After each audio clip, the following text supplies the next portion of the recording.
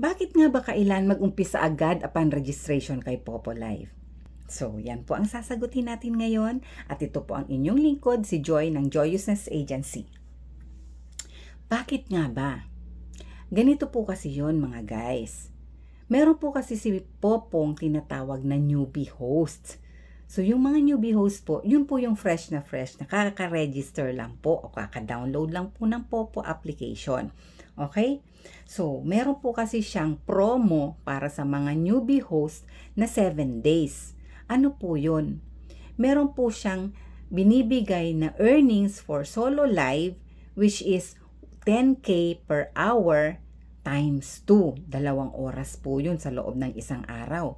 So, 10K times 2, 20K points po agad yun.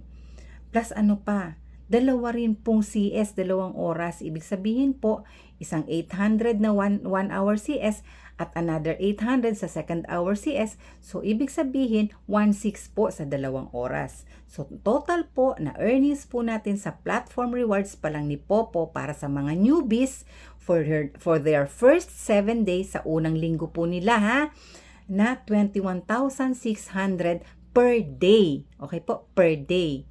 Yung po ay kung hindi po tayo magkakaroon ng violations. So, ano-ano po bang mga violations kay Popo?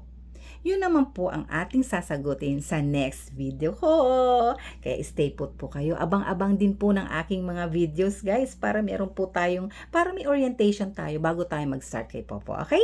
So, that's all for today. Thank you. Good night, good day, and God bless you.